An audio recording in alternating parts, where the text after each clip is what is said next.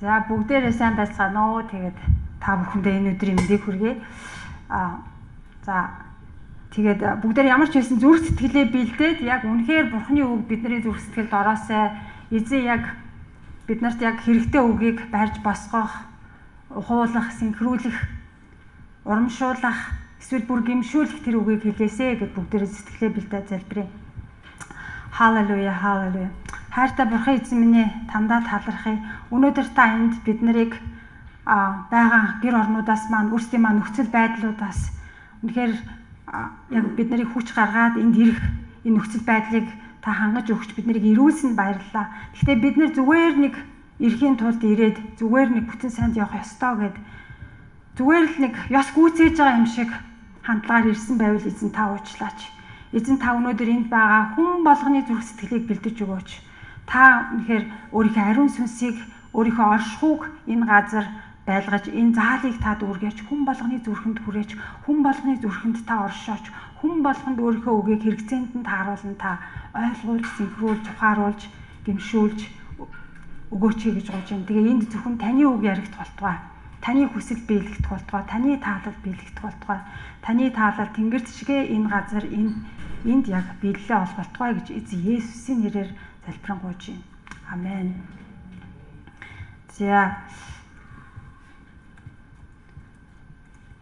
За энэ би нэг асуултыг асууя. Бидний хувьд хамгийн үн цэнтэй одоо худалдаж авсан юм юу байдаг вэ? За ялангуяа мэдээж гэр бүл бол боссон хүмүүс ихэнх нь орон байр сууц гэж хэлэх бах тий.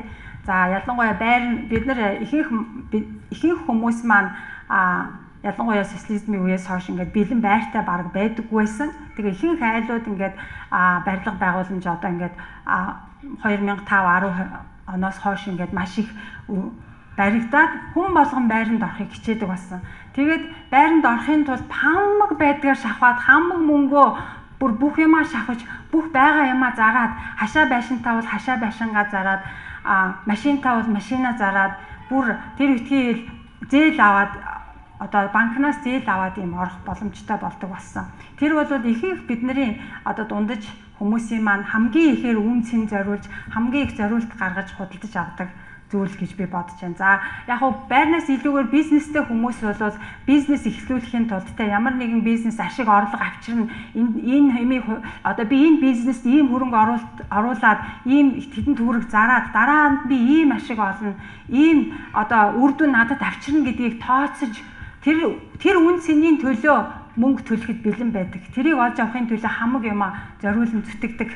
Тэгээд үнэхээр л үн цэнтэй надад үнэхээр үр ашиг авчирна гэдгийг мэдж байгаа учраас гэтэл авчрах ч юм уу, гүү ч юм уу тодорхойгүй байвал бид нар тэгж үр зээлэнд орж тэр бизнесийг эхлүүлж явах тийм тэнэг хүн мэдээж байхгүй.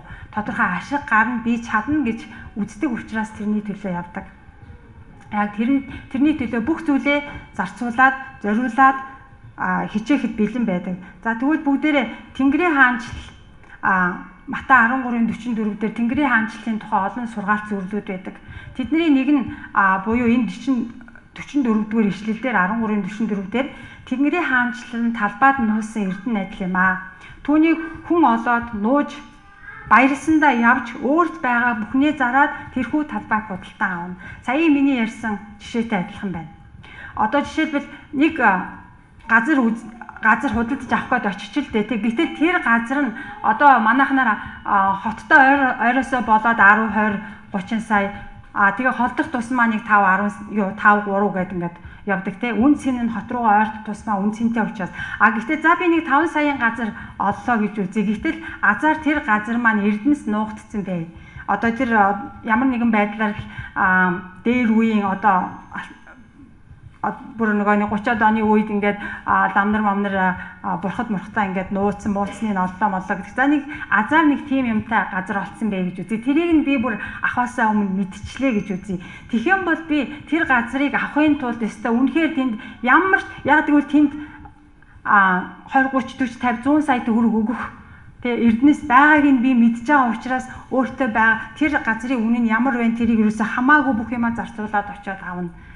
Тийм үн цэнтэй. Одоо байгаа юмнаас маань үнэхээр би одоо байгаа юмаа бүгдийг хаяад одоо байгаа юмнуудыг үнэхээр хэрэггүй гэж үзээд тэгээ бид нар хашаа байшин энийг одоо хадгалаад энд байх гэдэгсний хэрэггүй би энэ байранд орох юм бол би илүү аз жаргалтай илүү амархан хөнгөн сайхан амьдрна гэд хамаг юмаа байгаа юмаа золиосолж хаяад зараад нөгөө үн цэнтэй юмны төлөө явдаг. Тэгвэл Тэнгэрийн хаанчлал яг тэрнтэй адилхан. Тэгвэл бид нар яг тийм Бурхны хаанчлалд, Тэнгэрийн хаанчлалд Бурхны авралыг авсан тийм хүмүүс. Тэгвэл бид нар түрүү ярьсантэй байрыг авахын тулд бид нар 25 жилийн банкнд тавиад авдаг. Би ажиллаа хийгээд ажлынхаа 500 төгрөгийг нь 500 мянганд би тэрэндээ зарцуулна, 600 мянган зарцуулна гэд тавьж авдаг. Гэтэл бидний Тэнгэрийн хаанчлалд орсон ирэх тийм байгаа юу?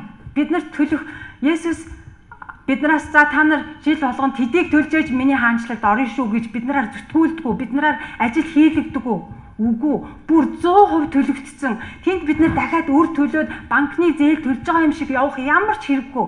Бүр 100% төлөгдсөн. Тэгээд тэр Тэнгэрийн хаанчлал зүгээр нэг энэ дэлхийн өнөөдрийн бизнес, эсвэл энэ дэлхийн өнөөдрийн байр орон сууц, эргээгээд нэг байртай болоод, эсвэл нэг бизнестэй болоод сэтгэл хүн хандаггүй. Дахиад өөр юмны хойноос явдаг. Дахиад нэг илүү том болгочих юмсан, дахиад илүү бизнес эхлүүлэх юмсан гэд хизээч сэтгэл хандаггүй. Гэтэл Тэнгэрийн хаанчлал бол үнэхээр юутаач зүрхийн аргагүй. Бүр үнэхээр гайхамшигтай тийм хизээж уйлдаггүй, хизээж гундаггүй, хизээж өөр юмыг хүсдэггүй, өөр юм руу одоо нэг явах вэ гэд нэг гунхраас суудаггүй тийм гайхамшигтай, тийм бүр юутаач зүрхийн аргагүй тийм гайхамшигтай ертөнц, гайхамшигтай оршихуй тийм зүйл бид нарыг хүлээж яадаг. Тэгээд Тэнгэрийн хаанчлалын тухай бид нар Илчлэл номноос зөндөө уншдаг те. Тэнд Бурхан Есүс өөрөө гэрэл байдаг. Есүсээс өөрөөс нь гэрэл гардаг. Зүгээр энэ нар сар бидэнд хэрэггүй байдаг. Бурханаас өөрөөс нь гэрэл гардаг. Тэнд хүмүүс үнэхээр үгээр хэлхийн аргагүй аз жаргалтай амьдардаг гэж дүрслэгдсэн байдаг. Тэгээ би энэ хавар маш ер нь YouTube-ийн одоо янз бүрийн хичээл, ном, тийм эрдэмтдийн судалгаа янз бүрийн юм сонсох дуртай. Тэгээд нэг тэгж сонсож явж байгаад энэ хавараас би яг нөгөө нэг нас Монголд ч гэсэн болдгоо захалтаа би яг сайн тэр тохиолдол мэдэхгүй байна. Ингээд баруунд одоо тодорхой байдлаар нас барчаад нэг хэдэн минутын дараа хэдэн секунд эсвэл 2-3 цагийн дараа дахиад эргээд одоо зүрх нь бүр зогсоод, тархи нь бүр зогсоод, бүх үйл ажиллагаа нь зогсоод энэ хүн өгсөн гэдэг яг тэр тодорхойлтыг эмчнэр тийм бүр гаргацсны дараа ч гэсэн тохиолдлоор ингээд амилдсан эргээд ам ороод амьсан хүмүүсийн тухай тэр хүмүүсийн гэрчлэл яриануудыг маш их сонссон л доо. Тэгээ тэр хүмүүсийн яриа ердөөсөө тэр хүмүүс урд нь одоо хар тамхичин, бүр хулгайч, дээрэмчин, эсвэл бүр бурхан ямар ч бурханы тухай ойлголт байхгүй, бурхан гэж огт байхгүй, шал худлаа, ерөөсөө материалистик тийм атеист үзэлтэй бүр бурхан гэдэг юмыг зүү зай гэсэн одоо өөрсдөө эрдэмтэд гэдэг, шинжлэх ухаанч гэдэг янз бүрийн өөр төрлийн хүмүүс урд нь бурханыг огт таньдаггүй тийм хүмүүс азар тэгээд тэгж өөхөх хугацаанд яг үнэхээр бурхантай уулзаад үнэхээр Тэнгэрийн оршихуйд очоод тэр хүн болгон хаанч өөрсдөө хоорондоо таарлаж уулзаагүй хизээж бие биенээ мэдэхгүй мөртлөө яг нэг зүйлийг тавтан ярьж ирсэн. Нэг зүйл үнэхээр гайхамшигтай орчлон байсан. Би тэндээс эргэж ирмээргүй байсан. Уул нь тэр хүмүүс энд ар гэр байгаа, эхнэр хүүхэд байгаа, эсвэл нялхан нараа хүүхэд байгаа, эсвэл аав ээж нь байгаа. Жишээлбэл би одоо нас урлаа гэхэд би ээжээсээ өмнө явж ээжигээ шаналгамааргүй, эсвэл би дөрөв хүүхдээ орхимааргүй, эсвэл би нөхрөө орхимааргүй байна гэд би бол чи буцхуу эндээ үлдэхгүй гэвэл бушуухан буцъя гэх мэдээж надаас тийм юм гарна штэ. Би эднэрийгээ өрөвдөх учраас гэтэл тэр хүмүүс хичнээн ард нь ямар сайхан амьдрал, ямар сайхан үр хүүхэд нь байсан ч гэсэн үгүй би тантай үлдээ л да гэж гуймаар байсан. Би энд чинь байл да гэж зуурмаар байсан. Гэхдээ бурхан намайг буцаад яв гэж хэлээ явуулсан гэж хэлсэн байгаа байхгүй. Тэгээ тэр хүмүүс юу ярьж ирсэн бэ гэхээр тэр миний түрүүний яриад байсан тий ажил мэргэжил үзэл бодлын онцлоод байсан тэр бурхангүй үзэлтнүүд, тэр хар тамхичид, тэр бурханыг үздэггүй бүр жигшээд бүр гомдсон байсан хүмүүс амьдралаа орвонгоороо өөрчлөөд цоо шин хүн шиг шал өөр огт өөр хүмүүс болоод бусдын төлөө, сайн сайхны төлөө, бурхны төлөө одоо урд нь цуглаанд ерөөсөө явж байгаагүй мөртлөө цуглаанд явдаг бас ийм цоо шин амьдралаар цоо шин хүмүүс болж өөрчлөгдсөн түүхүүдийг гайхамшигтай түүхүүдийг зөндөө олон сонссон. Тэгэхээр Бурхны хаанчлалыг олж авсан хүн, Бурхны сайн сайхныг мэдэрсэн хүн уул нь яг тэгж хамаг юм хаяад оронгороо өөрчлөгдөж цоо шүн болох ёстой гэдэг. Гэтэл бид нэр яг үлгэн салган хийдэг юм хийгээл үргэлжлүүлэл явж байдаг. Тэгээ өнөөдөр миний гол унших гэдэг ишлэл бол Ром 12-ийн 1-7. За бүгдээрээ шинэ гэрээнээс утсан дээрээ гаргаад уншиж болно. Уучлаарай энэ чинь нөгөө дийлгсэн дээр би бэлдээг учраас гаргуулсангүй. За би уншия. Ром 12-ийн 1-7. Ийм дахтуу нараа Бурхны өрөвч сэтгэлээр та нараас хичээнгүйлэн хүсье. Өөрсдийн биеийг Бурханд тааламжтай амьд, ариун, тахил болгож өрг. Энэ нь та нарын сүнслэг мөргөл мөн. Энэ үеийн явдалд нийцэлгүй харин оюун санааныхаа шинтгэлээр өөрчлөгдөж байгтун. Тэгвэл Бурхан сайн тааламжид төгс төгөлдөр Бурханы сайн тааламжид төгс төгөлдөр таалал юу гэж болохыг таних болно. Надад сойрхогдсон нэгүслэр би та нарын нэг бүрд чинь хэлье. Өөрийнхөө талаар бодох ёстойгоосоо илүүгээр бүү бод. Харин Бурханы хүн бүрд ногдуулсан итгэлийн хэмжээний дагуу эрүүл ухаанаар бод. Нэг бид олон эргэтэн байдгийн адил мөн бүх эргэтэнд ижил үйл ажиллагаа байдаггүй адил бид олуулаа. Христ нэг бие бөгөөд хүн бүр нэг нэгэндээ эрхтэй юм. Бидэнд өгөгдсөн нэгүслэр бэлгүүд маань ялгаатай. Иш үзүүлдэг нь итгэлийнхээ хэрээр, үйлчлэл нь үйлчлэлээр, сургагч нь сургаалаар, ятгагч нь ятгалгаар, өгөгч нь өгөөмрөөр, удирдагч нь хичээнгүй зүтгэлээр, өршөөгч нь баяртайгаар үйлд. За Ром номыг Паул илж бичсэн байгаа. Паул өөрөө бүр итгэгч хүмүүсийг, Бурхны хүмүүсийг хавчиж бүр энэ буруу сургаалт дэлгэрүүллээ, буруу шашин дэлгэрүүллээ, буруу юм дарж зогсоо, энэ учин зогсоо гэж тэмцэж, алж устгаж, хороож, шоронд хийхин төлөө явж байснаа. Гинтхэн яг тэгж бус итгэгч хүмүүсийг баривчлах гэж явах замдаа Бурхан Христ өөр дээр нь ирээд нүдийг нь ингэж харанхуулаад яг чи яах гэж намайг авчаад байгаа юм бэ? Чи битгий миний хойноос намайг авчаад ээ гэж хэлээд тэгээ та хэм бэ? Би Есүс байна. Чинийг авчаад дарлаад миний хүмүүсийг одоо ингэж авчиж яваа. Миний хойноос зүтгээд яваа тэр Есүс чинь би байна гэж хэлээд тэгээд өөрийгөө нөгөө Тэнгэрээс илчлээд ер бусын аргаар ингээд Паулыг илч болгодог.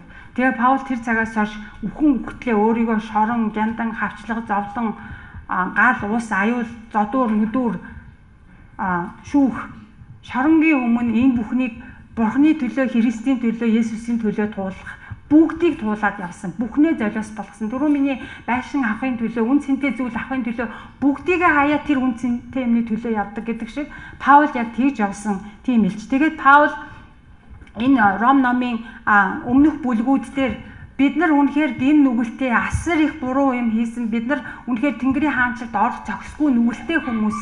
Харин тэр нүглийн маань Есүс өөрөө цусаараа төлөөд өөрөө бидний ах байсан шийтгэлийг загалмай дээр зовж тарчилж аваад тэгээ өөрөө ямар ч үн цэнгүүгээр биднээс ямар ч төлөөс авахгүйгээр хайраараа бид нарт тэр үн цэнийг тэр хизээж уйлдаггүй тэр би буцаж явмааргүй байж тээ намайг би энэ дэлхий рүү буцмааргүй байх гэж хэлүүлдэг Тэнгэрийн хаанчлал руу аваачих эрхийг Есүс өөрөө өгсөн. Бид нар байрныхаа төлөө мөнгө төлдөг бол бид нар Тэнгэрийн хаанчлалд орохын төлөө юу ч төлөхгүй. Бид нар нэгүслэр бүр үнгүүгээр ямар ч ажил, ямар ч хөлс төлөхгүйгээр тэр гайхамшигтай тэр мөнх амьдралын, тэр сайн сайхан амьдралын эрхийг олж авсан ийм хүмүүс.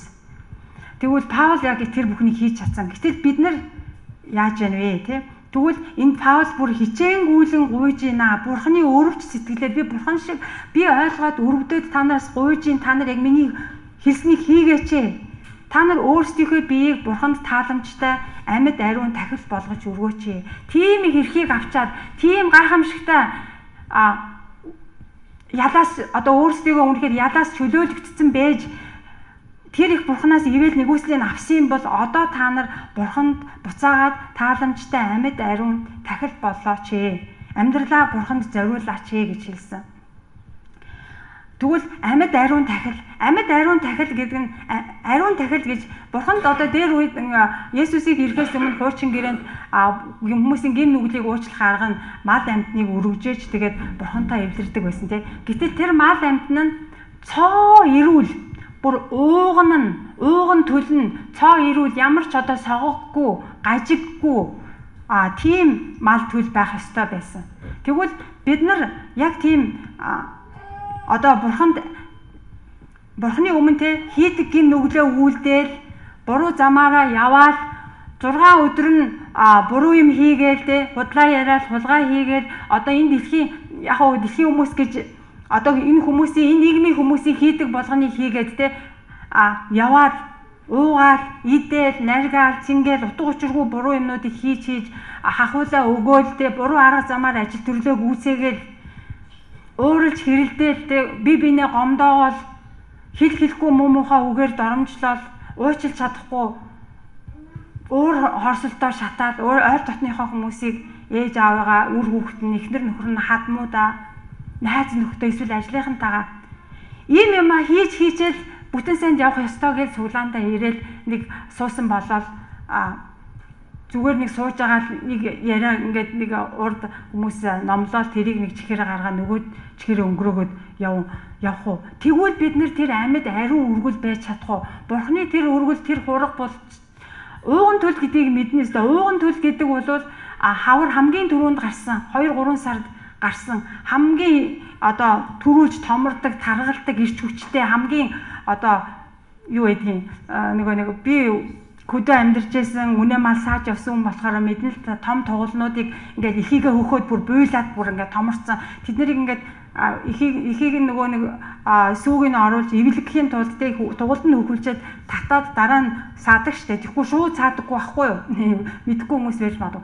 Тэгээд татах гэхээр тийм тугуул амар хэцүү өстой хүчтэй тэрийг өстой нэг хаамаг хүчээрээ баг ингэж бие мээрээ ингэчээж өстой ингэж татаж уйжээж тэгээд саадаг байхгүй. Тэгэхээр тийм хүчтэй, тийм ирч хүчтэй, тийм эрүүл, тийм хамгийн мундаг нь байдаг. Хамгийн согоггүй.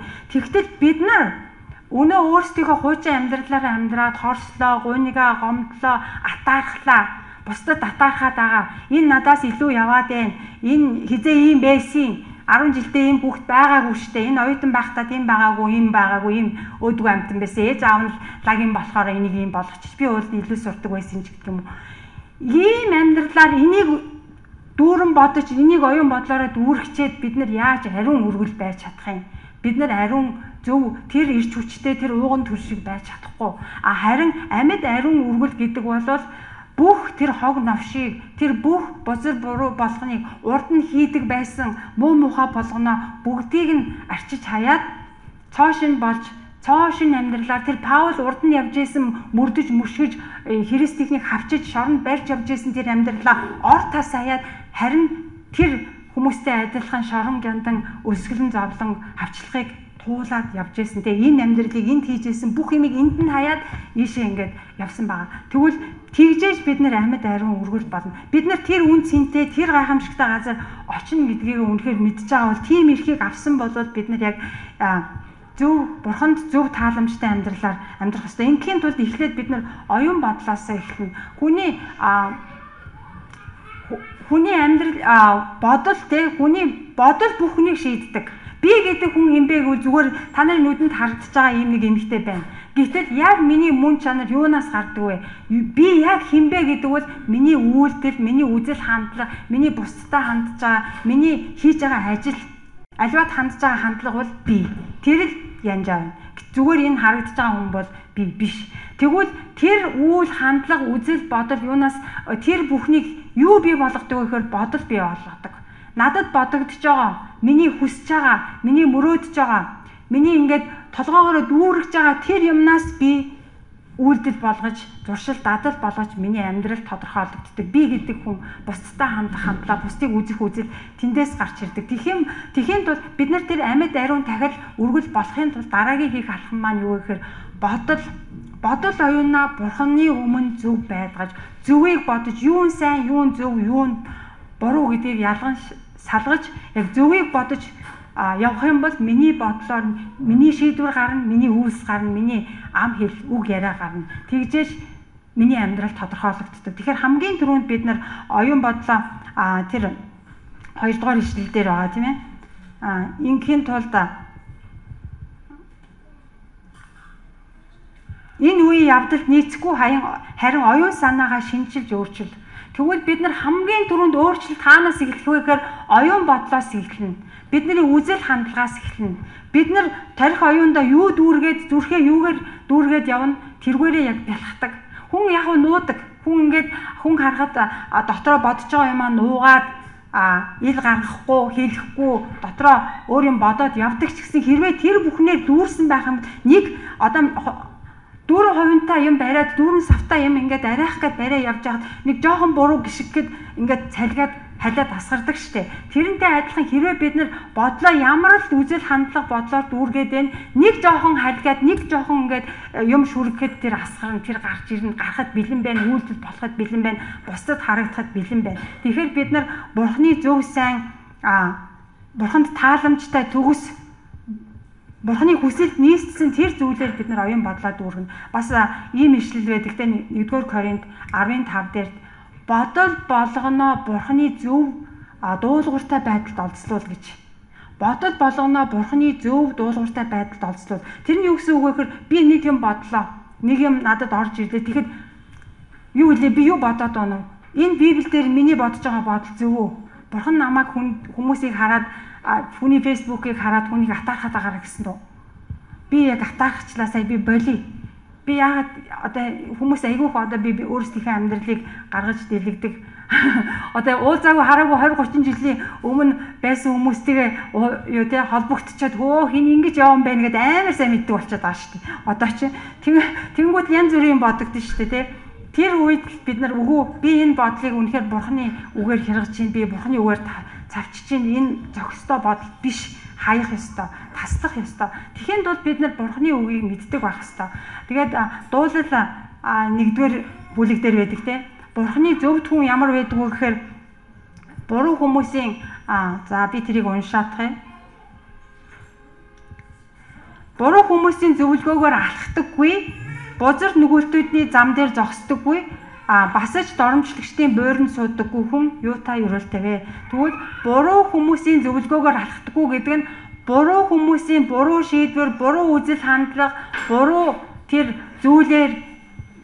зүйлүүдийг дагаж тэдэнтэй адилхан зүйлийг хийдэггүй л гэсэн үг. Тэр хүмүүсийн шиг амьдралаар амьдрдаггүй л гэсэн үг. Харин мөн нүгэлтэй буруу хүмүүсийн зам дээр нь зогсдог. Хэрвээ зам дээр нь байгаа, тэд нартай цуг байгаа, тэд нартай цуг бүх юмыг хийгээл яваал гэвэл тэр л хэлбэрт орж тийм л амьдрал, тийм л одоо дадал зуршил, үзэл бодлыг би өөртөө суулгана гэсэн үг.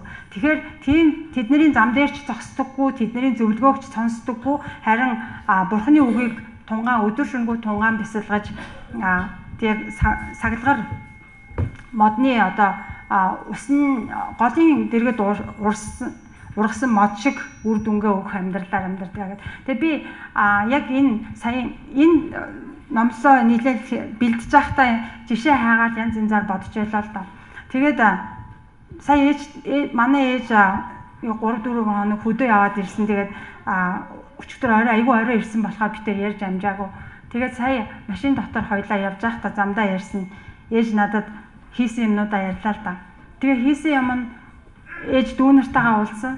Тэгээ хүн болгонтой хүн нэг бүртээ уулзаад хүн нэг бүртээ уулзахаас өмнө залбираад одоо замдаа явахдаа хотоос гарахаас өмнө залбираад машинд 10 хэдэн цаг явахдаа залбираад оцсон хоноо залбираад би дүү нартайгаа яг хэрэгтэй юмыг ярина, хэрэгтэй зүйлийг хэлнэ, тэднийг байрч босгоно, тэднийг урамшуулна, тэднэр гимших зүйлтэй байвал гимшүүлнэ гэдэг ингээд өөрийгөө маш ихээр бэлдээд яваад тэнд очиод 3-4 өдөр хүн болгонтой айл болгонд очиод дүүнер болгонтойгоо үйлчлээд гимшүүлэхин гимшээд ойлгуулахын ойлгуулад ингээ урамшуулахын урамшуулад маш гайхамшигтай зүйлийг хийсэн байгаа байхгүй юу. Тэгээ энийг бүр шууд ярмаар санагдсан. Яагаад гэвэл ээж өөрөө яг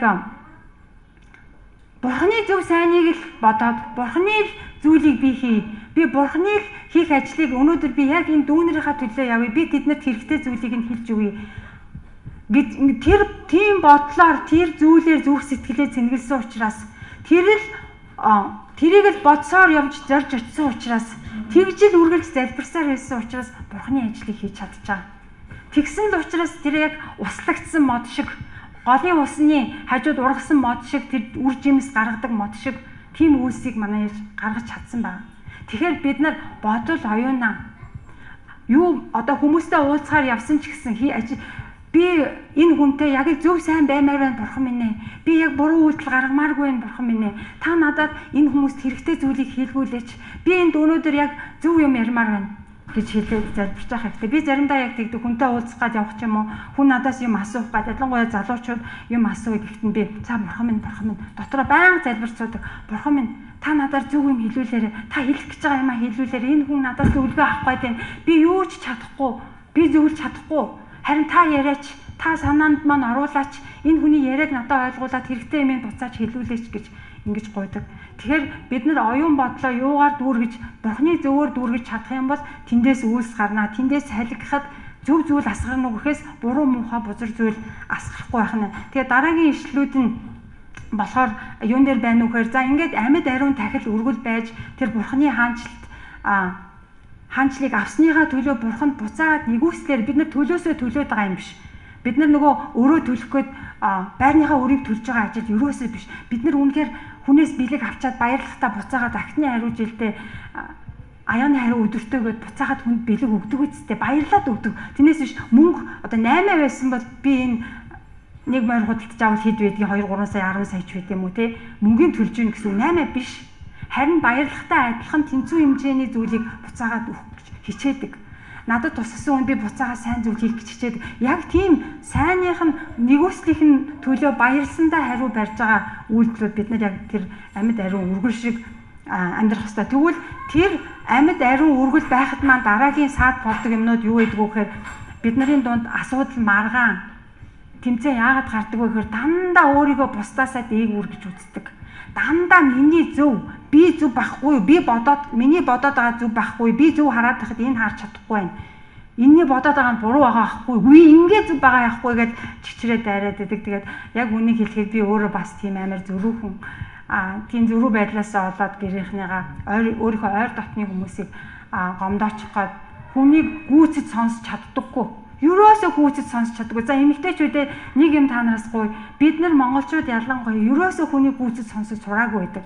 Багаас нь хүүхдүүдэд бид нар яг ингэж хүнийг гүйцэд сонсож сургах эсвэл хүүхдээ гүйцэд яриулаад тэгвэл хүнийг юм хэлжээтэл чи ард нь өөр юм хэлэх гээд үлдсэн байхад тэрийг хэлүүлэхгүй урдаас нь тас дайрал чи ингэж ингээд гомдоод. Тэгээд яг энэ өнгөрсөн 7 хоногт би яг тийм байдлаар охиныгаа маш муухай гомдоод гүйцэд сонсоогүй байсан байлээ би. Яг эхлээд ярьжсэн юмнууд оршил юмнуудад нь ингээд маш ихээр уурлаад оршил юмнуудыг нь сонсчоод чи бойл наад яриагаа бойл би сонсохгүй бойл чи тэр хэрэлдэх гээд байна. Айгүй гавьяатай хүн байгаахгүй би уулна хэрэлдэхгүй зогсож чадах гээд байгаа. Тэ хоёлоо маргалтахгүйгээр зогсчихъя гээд айгүй мундаг би уурлахгүйгээр зогсчихъя одоо бойл гээд. Гэтэл болиулах гэж зүтгэсэн нь миний буруу байгаа. Гэтэл тэр хүүхэд ард талд нь шал өөр юм хэлэх гэж байхад нь би тэрийг хэлүүлээгүй.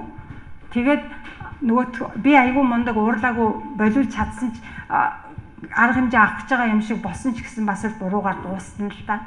Тэгээд дандаа өөрийнхөө зөв гэж бодоод миний бодож байгаа зөв би мундаг гэсэн ийм бардам зан. Тийм учраас өөрийгөө бодох ёстойгоос илүүгээр битгий бодоо гэдэг маань Паул энийг яагаад чухал хэлж байгаа юм бэ гэхээр асуудал маргаан гомдол тэмцэл эндээс гардаг учраас миний зөв учраас л дандаа маргаан гардаг. Маргаан ерөөсөө тэрэл байдаг. Хүнийг гүйцэд сонсож сураагүй байдаг. Тийм учраас уун гэд нэг төвчж байгаа за яриа дуусгаа гэд хүний эцэст нь хэлэх гэсэн үгийг нь хэлүүлж сурах юм бол биднээс асуудал гарахгүй байна.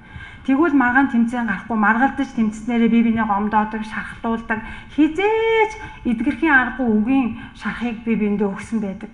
Харамсалтайгаар эхчүүд үнэхээр хүүхдүүдтэй хайртай мөртлөө тийм муу мухай үгийг хэлээд буцаа үг алдууд барьж болохгүй гэж хизээч барьж авахын аргагүй тийм байдалд орчихсон байдаг. Тийм учраас өөрийгөө зөв гэж бодохгүйгээр гүйцэд сонсоод өөрийгөө бусдаас энэ хүн юм хэлэх гээд ах шиг байна. Энэ ямар нэгэн байдлаар хүн өөрийгөө доош нь тавиад бусдыгаа дээдлж сурах юм бол бид нарт асуудал маргаан гарахгүй нэ. Тэгээд хамгийн сүүлд нь хэлэхэд дараагийнх нь ишлүүд болохоор тийм учраас бид нар бие эрхтнүүд гэж хэлж байна те. Одоо нүд ам хамар гэд. Хамар бол амьсгалах тий бид нарт хүчит дүүргэх өгөх амьсгалах үүрэгтэй. Нүд бол харах үүрэгтэй байдаг. Гэтэл нүд хамар хоёр аль нэг нь Тэ хамрал илүү мундаг эрхтэн, хамрал илүү хайрлаад нүд хамаагүй гэж амьдрах уу? Үгүй шүү дээ. Нүдгүүгээр бид нар юм харж явахад үнэхээр хэцүү. Гэтэл за энэ хөлч яахав те хөл хэрэггүйгээд те гар нь илүү чухал гараараа хамаг юмаа хийдэг юм да гэвэл хөлгүй байвал би хаач хүрч чадахгүй. Тэгэхээр эргэтэн бүхэн өөрийн гэсэн зорилготой, өөрийн гэсэн үүрэгтэй, өөрийн гэсэн үүргийнхээ дагуу ажиллаж яадаг. Аль нь нэгнээсээ илүү мундаг сайн учраас тэрийг илүү хайрлаа, тэрнийг илүү дүүйлгэн гэж байхгүй. Тэрнтэй адилхан хүн болгон энд сууж байгаа бид нар одоо бидний гэр бүлийн үр хүүхдүүд эхнэр нөхөр эгчдүүс хүн болгон өөр онцлогтойгоор бүтээгдсэн, хүн болгон өөрийн гэсэн ааш аранчинтай, бас хүн болгон өөрийн гэсэн давуу талууд байдаг шүү дээ. Зарим нь ажилсаг аюу хурдан юм хийдэг, зарим нь тайван амгалан, зарим нь арай илүү толгойн ажилдаг тийм хүмүүс байдаг. Гэтэл толгойн ажилдаг хүн нь өөрийгөө мундаг гэдэг энэ тэнэг юмнууд юу ч чаддаггүй ингээд тэ өөрийгөө нөгөөдүүлээсээ дээгүүр тавиад та нар чадахгүйгээл тэднэрийгээ дээрхлэхэд оромжлоод авахгүй. Гэтэл ажил хийдэг хүн байгаад хурдан дөрвөн хөдөлгөө тэр гэр орны ажлыг амжуулаад явбал үнэхээр хэрэгтэй. Тэгвэл би биенийхээ давуу талыг би л мундаг байна гэд нөгөөд бусад хүмүүсийгээ чадахгүй байвал тэрийг нь доош нь хийж доромжлоод авахгүй. Хүн болгон нүд эргэтэн ам хамар өөрийн гэсэн үүргээр зохицолгоогоор ажилдаг шиг хүн болгон төгсөн ааш араншин зан чанар тэр хүний онцлог байдлыг бурхан яг л тэр байдлаар нь тэр зүйлийгээ төлөө ажилласаа тэр зүйлээ тусал нь хийгээрэй гэж бид нарт тэр авьяасыг өгсөн. Тийм учраас хамгийн сүүлд нь хэлсэн байгаа тий үйлчлэлгээрээ заадгаараа сургадгаараа одоо тий манлайлдаараа тэр үүргээ гүйцэтгээд яв. Тэрнээс манлайлагчгээ чи бусдыг доромжлохгүй. Тэр зүгээр танд өгөгдсөн таны эргэтэн гэдэг үүрэгтэй адилхан л тэр үүрэг чинь. Тийм учраас бусдыг доош нь хийхин төлөө өөрийнхөө авьяас чадвараар дарамтлах юм бишээ. Тэгэхээр эргэтэн болгон өөрийн үүрэгтэй шиг хүн болгон онцлогоороо өөрийн гэсэн хийх юмаа хийгээд тэр гэр орон, тэр байгууллага, тэр чуулган зөв зүйтэй цохилгоотой амьдрахны тэгснээрээ бид нар яг бурханд тааламжтай, төгс ариун өргөл мэт амьдарч бид нар бурхан биднэрт өгсөн тэр гайхамшигтай мөнхийн амьдралын авсныхаа тэр баярлаж талархаад бид нар түүнд хариу үйлдэлийг нь өгнө. Тэгэхээр бид нар энэ бүхнийг хийхийн тулд юу хийх ёстой вэ гэхээр нэгдүгээр бодлоо шинжлэх ёстой. Бодол оюунаа зөв зүйлээр дүүргэх ёстой. Бидний бодол юугаар дүүрэн тэргээр бидний ам үйлдэл үүс яриа гарч ирдэг. Тэгэхээр эхлээд бүгдээрээ бодлоо шинжлэе. Бодогдож байгаа бодлыг энэ Христийн хувьд зөв үү, буруу юу? Итгэгч хүн юм байх нь энэ зүйлийг бодох нь зөв үү гэдгийг тэргээр тасалж, тэргээр олзолж, тэргээр өөрсдөө хянж цэнэх нь ёстой байна. Тэгээд хүн болгоо өөрийнхөө онцлог үүрэг дагаврын чадвархаан дагуу бие биенээ дэмжиж, бие биенээ тусаж, бусдыгаа өөрөөсөө дээр гэж үзэж бусдад хүлээцтэй хандаж амьдрахнаа ингэжээж бид нар амьд ариун тааламжтай тахил өргөл бурхны өмнө өргөл байж нийгэмд нөгөө нэг гэрэл давс болж харагдаж чадна. Гэтэл нийгмийн хүмүүстэй адилхан амьдраад байвал ямар давс ямар гэрэл харагдах юм. Давс шиг амттай байж чадахгүй. Надаас юу ч олж харахгүй. Би адилхан ховоо яриад адилхан хийдэг юмаа хийгээл гараа хөндрүүлээл ажиллаа бүтээгээл яваад байвал энэ хүн надаас зөв юмыг олж харж энэ Христийн хүн ийм байд юм бэ. Христийн шал ондоо юм бэ шүү. Тэгдгүүн байлээ. Тэгсэн мөртлийн амьдрал нь болоод яваад идэм бэ. Гэхдээ тэрийг нэг сонирхоод үзье гэх сэтгэлдлийг хинт ч төрүүлэхгүй. Тэд нартай адилхан л яваад ах юм бол. За тэгээд бүгдээрээ залбираад өнөөдөр яг бодол оюунаа шинжлэх, буруу зуршлаа арилгах, хийж чадахгүй байгаа бурхны өмнө яг ингээд тайлаад өргөө тайчих чадахгүй байгаа хог шаар гэд үзээд үн цэнгүүд тооцоод хайчих чадахгүй байгаа тэр болгоноо та нар өнөөдөр бодоод гимшээд бүгдээрээ бурхны өмнө яг залбирая, шийдвэр гаргаач. Бурхан таалагдахгүй байгаа тэр зүйлийг бурхан танд сануулсан бол тэрийг бодоод хамтдаа бүгдээрээ залбирцгаая. Халелуя. Хааштай бурхан эзэн минь та өөрийнхөө үгийг бид нарт өгсөн учраас баярлалаа. Эзэн минь та үнэхээр хэмжээшгүй асар их үнээр та бид нарт тэр мөнхийн улсад би эндээс явмааргүй юм гэж хэлээд эргэж ирмээргүй байдаг тэр юр басын гайхамшигтай оршихуй тэр өөртөөгөө хамт амьдрах гайхамшиг боломжийг та өөрийнхөө цусаар төлж авсны төлөө баярлалаа эзэн минь. Өчүүхэн нүгэлтэй хинч биш үр торхоо шиг тийм хүмүүсийг та тийм намайг Та аварсан учраас нүгэлтэй байсан ч та намайг угааж цэвэрлээд авсан учраас баярлалаа. Харин таны тэр гайхамшигтай нэгүслийн хариуд би юу ч хийж чадахгүй, танд тааламжтай ариун анхлын үнэр болж чадахгүй байгаа гэж уучлаач. Бидний дотор байгаа саад болж байгаа намайг танд анхлын үнэртэй өргөл болж амьдрахад саад болж байгаа тэр зүйлийг та үнэхээр авч хаяаж, арчиж хаяаж, оюун бодлоос маань, оюун ухаанаас маань, санаанаас маань авч хаяаж эзэн минь. Та бид нарыг өөрчилж цэвэрлээч. Биднэрт хүч өгөөч. Ариун сүнсээ та хүч өгөөч. Ариун сүнсээ бузар буруу зуршил болгоныг таягдаж хаяхад, тасалж хаяхад эзэн та туслаач. Гомдол хорслыг хүмүүст гомдод уучлах чадахгүй байсан бол уучлах чадварыг биднэрт өгөөч. Эзэн та яг хүн болгонд хэрэгтэй үгийн, хэрэгтэй гимшлийн, хэрэгтэй урам зоригийг нөгөөч. Хин нэгнээс очиод уучлахгүй хүчийг өгөөч. Буруу байснаа мэдээд уучлахгүй хүчийг өгөөч. Эсвэл хайж чадахгүй байгаа зуршлаа ариг тамхи юу гэдгийг буруу зөрүү юм үздэг, завхаардаг. Эсвэл шундаг, мөнгөний хойноос утга учиргүй шундаг. Тийм зүйлүүд байгаа бол эзэн минь. Атаархал байгаа бол эзэн та тэрийг биднээс авч хаяач. Та авч хаяач. Та тэр хүчийг өгөөч. Өөрчлөлт хүчийг өгөөч. Бодлоосоо эхлээд өөрчлөгдөд эзэн минь та туслаач. Тэгээд эзэн та энэ газар өөрийнхөө ажлыг хийж өгөөч гэж би эзэн Есүсийн агуу гайхамшигтай хүч чадалтай үхлийг амьсан хүчтэй нэрээр залбирлаа. Амен.